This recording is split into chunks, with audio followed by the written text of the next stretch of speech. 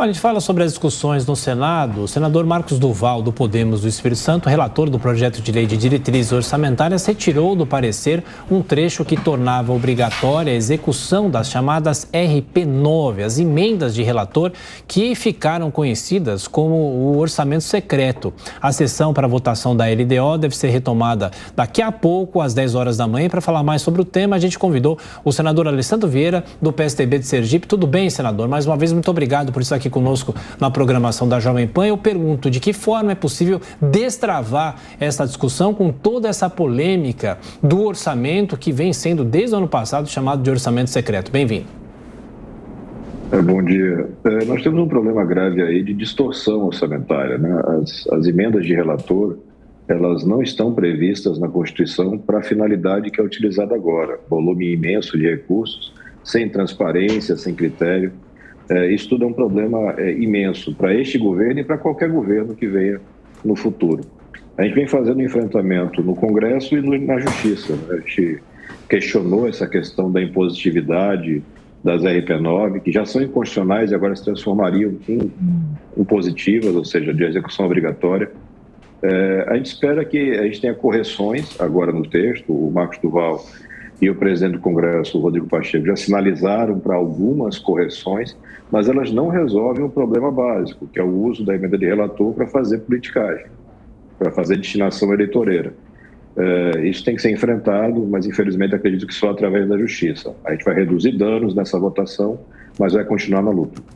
Senador, na sequência, os nossos comentaristas, começa por você, Diogo Schelp. Senador, bom dia. Senador, um dos problemas dessas emendas de relator é a falta de isonomia, né, entre os parlamentares, né, ao contrário das emendas individuais, por exemplo. Inclusive, foi divulgado que teria havido negociação em troca de apoio político, eleição para a presidência do Senado, para a destinação dessas emendas. Qual é o risco, então, dessas emendas se tornarem aí, incentivarem a transformação do parlamento num grande balcão de negócios políticos, em vez de servirem, inclusive, para atender a população em suas necessidades?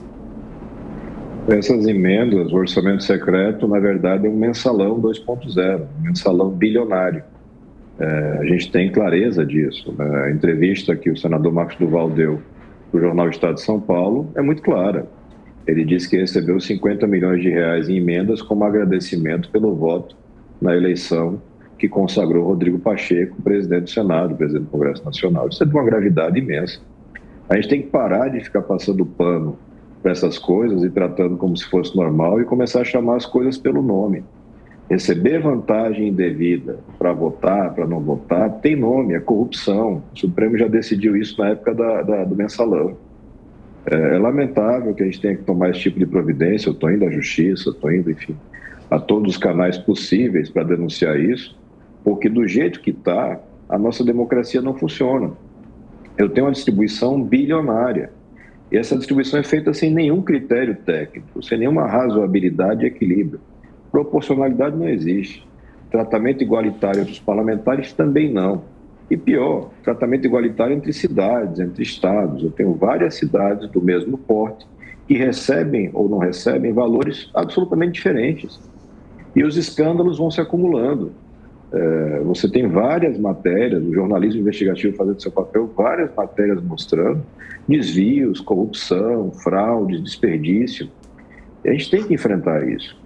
A gente tem que colocar as coisas no seu devido lugar. A gente teve lá no passado o escândalo dos anões do orçamento. E aí, depois daquele escândalo, várias amarras foram colocadas para evitar que isso voltasse a acontecer. As amarras foram desfeitas. E agora eu tenho um escândalo de gigantes do orçamento. Porque cada um ali é 150, 200, 300 milhões de reais. Em cifras que já somam mais de 50 bilhões. Isso tem que ter uma providência da Justiça, do Congresso, de quem quer que seja. Roberto Mota. Bom dia, senador. Na sua opinião, que mudanças estruturais deveriam ser feitas para melhorar o processo orçamentário? A primeira coisa é você reconhecer o papel de cada poder, né? Não é papel do Legislativo, na nossa configuração constitucional, executar orçamento ou ter controle do orçamento nesta proporção. Se você vai para outros países, Estados Unidos, Europa, o patamar de emendas orçamentárias que estão a cargo de parlamentares é infinitamente menor do que nós temos no Brasil.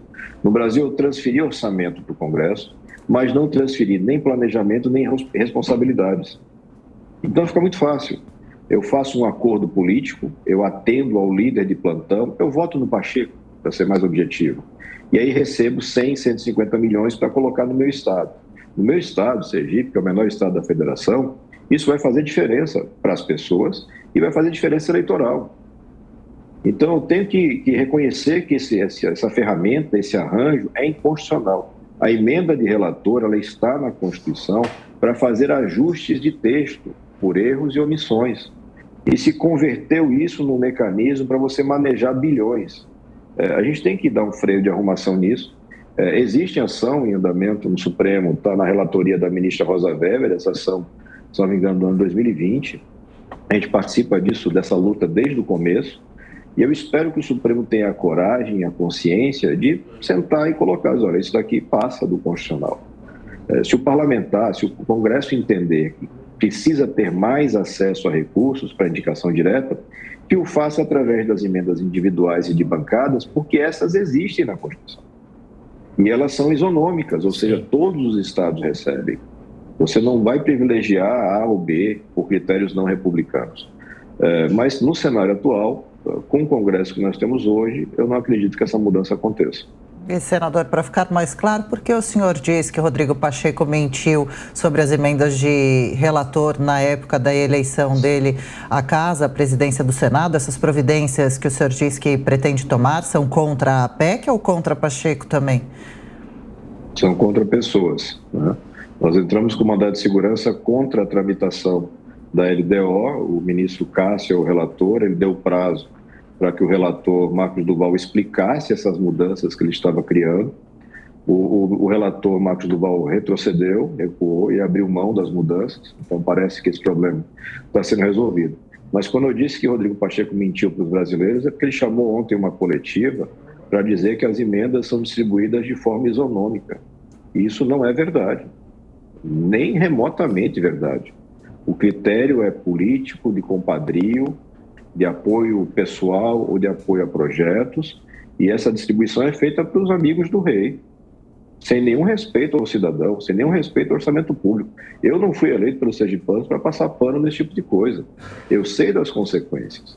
Eu sei que é uma casa de compadres, de amigos, e quando você abre a janela dessa forma e mostra a verdade, você vai ter retaliações. Eu sei disso perfeitamente, mas eu não posso deitar na cama e dormir tranquilo sabendo que isso tudo acontece às vistas e eu não falo para ninguém.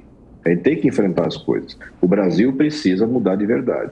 A gente acredita nessa mudança, a gente defende essa mudança e passa por enfrentar esses esquemas poderosos que estão cada vez mais enraizados. Senador, e só para fechar, quando o senhor acha que a LDO estará aprovada? Eu acredito que ainda hoje deve ter votação, existem prazos para isso. Está em andamento reunião no Colégio de Líderes para que se ajuste questões de texto.